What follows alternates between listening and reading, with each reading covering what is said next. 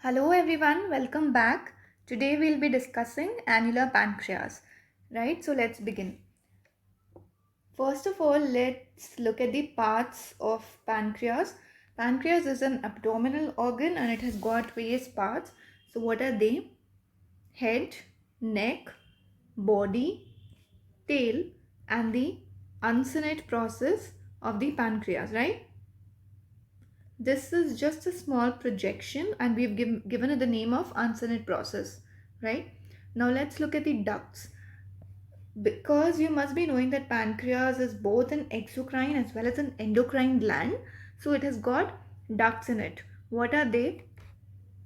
One of them is the main pancreatic duct, and the main duct is also known as the duct of Wirsung, right? And the other one is the accessory pancreatic duct, and I also call it the duct of Santorini, right? So these are the two ductal systems. Now let's begin. So we'll be seeing it right from the basics, that is the development of pancreas, and then our topic annular pancreas will become extremely easy, right? So what happens is when you are in the intrauterine life and all the abdominal organs are developing, right? So this is how the stomach looks, and this is the portion which will form the duodenum, right? This will form the intestine, or the stomach will continue into the duodenum. There are two buds which are coming out from this portion of the intestine which will develop into the duodenum, and what I call them are dorsal pancreatic bud and a ventral one. Why am I calling it dorsal? Because it lies behind, right? And ventral because it lies in the front. Also note the portion of the bile duct. Can you see that the common bile duct is opening over here, and with the rotation of the ventral bud I'll also rotate the bile duct, right? So let's take it ahead. Also notice one more point. The stomach and this portion of the intestine is lying in the center in this diagram, right? Let's take it ahead. What happens with further development? This portion, the second part of the duodenum, it comes to lie on the right side, right? It has curved to the right, okay? So with this curve in the duodenum, my ventral bud comes to lie on the right side, right? And the dorsal bud comes to lie on the left side, because with this curvature it has pulled the dorsal bud to the left and the ventral bud to the right, okay? And so is the development of the bile duct, just like the ventral bud. Now in the next diagram what will happen is there'd be a differential growth of this wall of the gut, right? There's a differential growth, and because of that, this ventral bud, which was earlier lying on the right side, has now been pulled to the left side along with the bile duct. Can you see that the bile duct has also been pulled to the left side, right? So where have they come? Dorsal bud, which was on the left, is on the left. It is maintaining its position, but the ventral has now rotated, and both of them are now lying to the left of the second part of the duodenum. Now in the next step, what will happen is that they will now fuse, right? These two will fuse together, and what have they formed? They have formed the pancreas as a whole. They have formed the pancreatic tissue. So remember that this portion, the ventral bud, will form the lower portion of the head and the uncinate process, and the dorsal bud will form the head, the neck, the body and the tail. That is the remaining portion of the pancreas, okay? So I have formed the pancreatic tissue. What am I left with are the ducts. Let's form the ducts. Okay. A point to note is that these buds, they have their own ducts, right?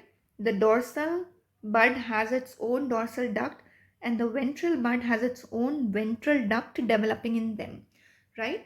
So with the rotation and the fusion, the ducts are also rotating and fusing with each other, okay? Now let's look at it from another view. Let's cut it and look at it. Now can you see I have made a cut section and I'm looking at it from the top. So this was the duodenum, this is the lumen of the duodenum, right? And what is this? This is the dorsal bud. Can you see that it's lying on the dorsum? So I'm calling it a dorsal bud. And it's lying on the ventral aspect, so I'm calling it a ventral bud. Then what happened? With the duodenum coming to lie on the right side, the ventral came to lie on right and the dorsal came to lie on left. And because of the differential growth, the ventral, which was over here, it came to lie on the left side along with the dorsal bud, right? Now let's look at the ductal system in details. See, this is the dorsal bud and this orange colored is the ventral bud and this is the bile duct, right? This green colored is the bile duct. So now I said that with the fusion of the two buds, the two ducts also fuse. Can you see that the two ducts have anastomosed with each other? Okay. Now let's form the two ducts, that is the main and the accessory duct. This portion, the one that I'm highlighting in red, will form the main duct. Okay, they will form the main duct. So let's look at the next diagram. This is the main duct. Okay, so main duct has three origins. Can you see? The main duct is originating from the distal portion of the dorsal duct. Why am I calling it distal? Because it is away, right? It is away from the duodenum, so I'm calling it distal. Then it is formed because of the anastomosis in between the two, and it is formed from the ventral duct, right? So my main pancreatic duct has three origins. One is distal dorsal duct, anastomosis between the two, and the ventral duct, right? This entire thing is the main duct or the duct of Wirsung. What happens to the proximal portion? What happens to the proximal portion of the dorsal duct? This proximal portion becomes extremely narrow and it forms the accessory pancreatic duct or the duct of Santorini, right? And also one more point to note is that these ducts are opening into the duodenum. So the main pancreatic duct opens at the major duodenal papilla along with the bile duct. Can you see? And the accessory one opens at the minor duodenal papilla, which is above the major, right? So this is the development of the pancreas which we have completed. Now let's move on to annular pancreas as a topic, right? Annular pancreas. In biology, whenever we use the term annular, by annular we mean to say a ring. Okay, so annular pancreas is actually a ring, nothing else but a ring. So let's see. Whenever there is an incomplete rotation of the ventral bud, see, I had told over here that the ventral bud would be rotating. If this rotation is incomplete, imagine a situation. Incomplete or aberrant or abnormal, then what would I call it? Then can you see that this has formed a ring around the duodenum? Instead of completely coming to the left side, it has formed a ring, right? So this ring is the annular pancreas. Let's look at it. Yes. So can you see this was the duodenum, and this pancreas, which should ideally have lied to the left side, is now forming a ring around it, right? So this is what is annular pancreas. And what is the problem with annular pancreas? The problem is, as you can very well see, I have obstructed the duodenum. So will the food pass beyond it? No, the food won't pass beyond it. So what will it result in? It will result in vomiting in the patient, right? Because he has to expel those materials out, so he would vomit it out. And what kind of vomiting would it be? It would be a bilious vomiting. What do I mean by bilious? Bilious means bile containing. It is containing bile. Why is it containing bile? Because the bile duct has already opened. Okay, the bile duct has already opened. It is pouring its secretions into the duodenum, and so the vomitus is bilious in nature. And how will you identify a bilious vomiting? It would be greenish in color, right? When it is greenish in color, it is a bilious vomitus, and one of the causes is a annular pancreas, right? So annular pancreas presents with this problem. So what do you do to treat annular pancreas?